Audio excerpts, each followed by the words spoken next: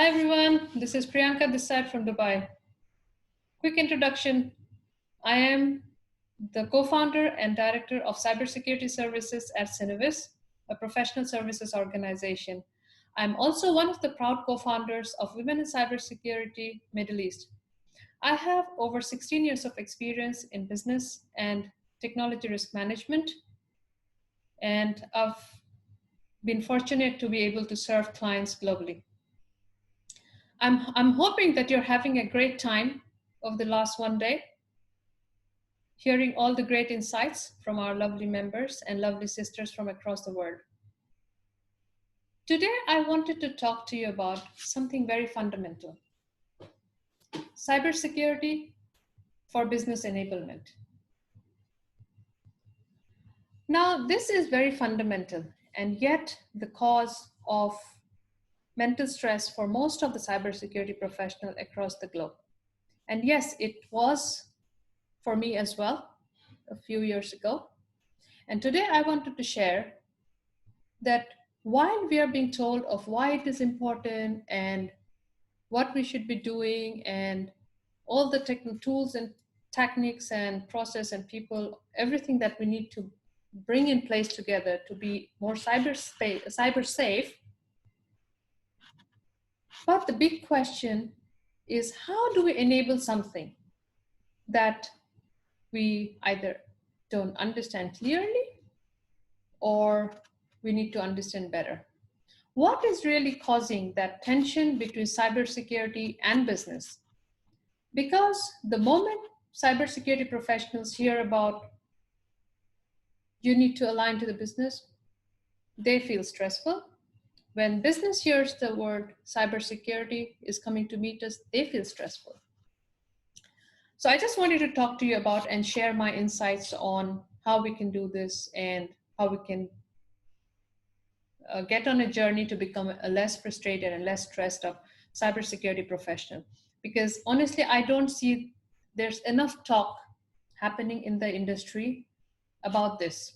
There's a lot of talk about what we should be doing and why we should be doing and all of that stuff, but not how we should be doing. So that's going to be the focus of my discussion today. So let me start by sharing my screen. Give me a quick second. Okay, perfect. So talking about cybersecurity for business, and I wanted to touch upon the expectations versus reality to begin with. Now, if you look at the screen, the expectations of aligning the cybersecurity and business goals, protecting the brand value, driving a culture of security, it's all good.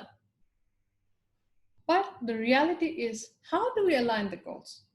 How much brand value are we trying to protect? And how much is sufficient? And if we think about it from the perspective of a fresh graduate or a non-cybersecurity person entering into this journey, they would be confused as hell.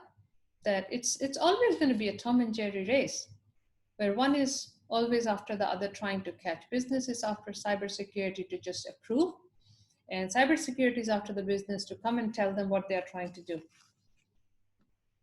And that's an unending business today that we see. Now let's look at a typical day of a cybersecurity professional. The to-do list when you wake up and define something that you define in the morning, and by the time you've finished the day, and the done list looks very different. So in the morning, maybe you have planned to do a couple of reports, a couple of planning stuff and meeting the team and all of that stuff, but the done list looks very, very different. And a vast majority of the day goes into answering emails or phone calls from the business in urgently approving things and how we are not fast enough and things like that. And while it looks okay on a slide, as it builds on a day-to-day basis, it just adds and builds up the stress that we all feel. Now, moving from a typical business day to our typical business interaction. And this is something that I witness in a lot of the organizations that I work with, and a lot of my friends, when we talk about, this is something that I hear very usual. And that is one reason that I wanted to talk to you about this. So when a cybersecurity, if you recollect your discussions with your business units, you'll see that there's always this tension. When business is saying, here they come, they're now going to preach me about how I'm not doing something and how I should be doing better at securing things and blah, blah, blah. And some of the cheeky ones, actually, what they do is they will try to divert you to IT. They will say things like, oh, I don't have any data. I don't know where they are. IT knows everything. You should go and talk to them. Because they think cybersecurity is just about technology security. And maybe part of that is because of the language, the tone, the dialogue that we have been having for so many years. And the cybersecurity professional, they're thinking, oh, how the business doesn't get it, how they should be doing more security awareness, and how they should be escalating and maybe getting HR involved to make cybersecurity a very strong KPI and all of that stuff. Yeah. But at the end of the day, this is all very exhausting. Now, the big dollar question is, what do we do? And Angry Bird says there is no plan. Now, having no plan is not going to work out. We have to figure out a way of reducing this tension because it will be beneficial for us as professionals and as at a personal level as well. So I wanted to talk to you about my eye-opening moment.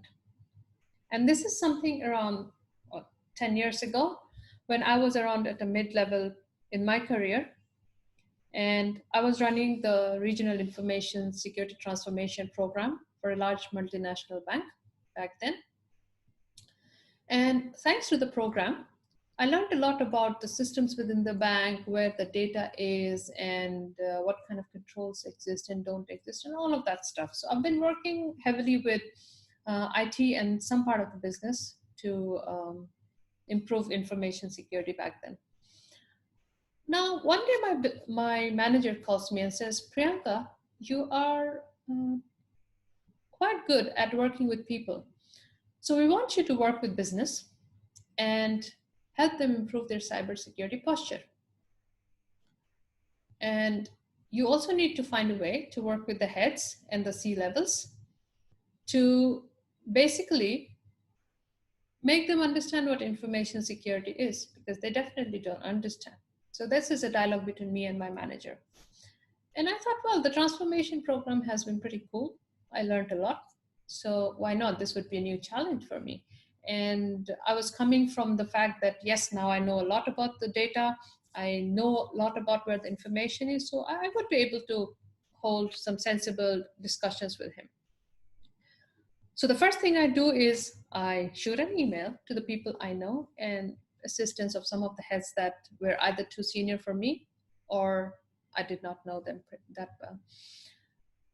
And after considerable efforts, I managed to score some meetings, but they majorly failed because I went with my usual InfoSec tricks.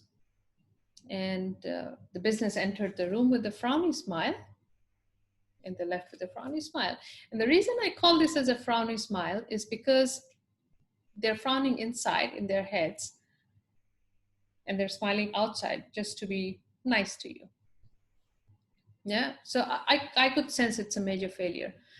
So now coming to the eye-opening moment, this is when I was talking about the same stuff to one of my senior managers in the marketing department. Now, he said, he was a very friendly guy. He said, Priyanka, if you want to succeed with this plan of yours, you have to change your question. I said, what do you mean? He said, your question should be, Mr. Business, what's your plan? Not your usual stuff, this is what you need to do.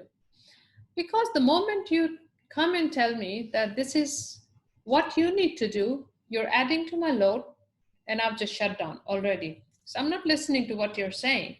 You'll come show me the reports, I'll say, okay, fine, I'll do what I can to save my job, and that's basically it. But I'm not listening to what we mean and what we should be doing. And that, my friends, was my eye-opening moment. So I said, okay, tell me what's your plan. And he started telling me. about his 2011 plans, because we are talking about 2010. So he told me in 2011, this is what they're going to do. This is how they're going to get more revenue for the bank. This is, so he told me about a lot of new marketing terminologies like the ATL, BTL, TTL. And in my head back then, the only TTL I knew was the time to live for a packet. Yeah. Now, so what I did, I take a lot of notes. So I kept noting down all the different words that I had no clue about. And I went basically with an idea that I'm going to go and Google them up. Now, so I learned a lot about that. And then I did this experiment with a few more business units. And just because it was a very new experiment for me, I took the friendly ones in the beginning. Yeah. And I was trying to be nice to myself, basically. So what I realized is, as I practiced this, what's your plan? Simple question, what's your plan? That changed the whole tone of the conversation. I started spending at least one day a week just focused on understanding what the business plan is, what they're doing, how they're doing, and all of that stuff. So basically looking into a futuristic view. And yes, there's a lot more operational stuff that's still going on. We're still looking at the SOC, we're still doing application security reviews and all that stuff. So that's the operational part of it. But my point is, what do you do to end that Tom and Jerry race? And that was my target. So I started spending one day a week. They looked at me like aliens. Some of them thought I was an intern, just asking them questions, trying to learn about their process. And it hit my ego big time. Some days I just came back and said, oh, you know what, it's just probably not worth it. I should go look for another job. But something in me kept saying, well, there's a lot more to learn. And I kept pushing. And I'm glad I did. So now I built like a calendar of habits. Now I call it a calendar of habit because this is not something that I just schedule on my calendar and I go through the motions of the day. So this is something that I practice within my company and with my clients as well today. Is I start with trying to find out what's the plan for the next year, and then I break them into chunks. When I'm discussing about the plans, I don't discuss cybersecurity issues. I don't do anything. Just it's a lot of information absorption. And I note down all the thoughts that's going in my mind. I note down that, okay, this is something I should consider and all of that. Yeah. And these are the topics that I need to probably go back and ask more questions or do some more research and things like that. So on the screen, if you see, I put like a quarterly view. So today we are standing in November, almost mid-November. So right now, most of the businesses would have framed a plan for 2021. So right now, I'm going to go and ask them, what's your plan, Mr. Business? Comes December, I'll break it down, say, what's your plan for January, February, Q1 and March? They will say, oh, yeah, you know what, out of the 10, I'm just going to go 2. So I come back to my desk, find out what are the cybersecurity relevance, discuss with my team that this is going to be this is what the business is going to do. And we go from there. And also go back and set expectations with the business that to do this, this is where cybersecurity fits in. And again, in a business terminology. Yes, definitely there's technical discussions involved as well. And that is also held with the technical stakeholders, but not with everyone in the same table. So that's a different tone and stuff. Okay, so basically it is possible to be friends with business. And if I have to give you like the 5 key tips and tricks, the foremost is acknowledge when you do not understand what the business terms mean. Business is going to give you a call and speak to them in their language. Ask them to explain what it means and try to absorb. without getting ready to give an answer back. Have an open mind to learning new non-cybersecurity stuff. Get ready to talk to the heads or the C-levels about cybersecurity for top 3 business initiatives or their top 3 revenue earning streams.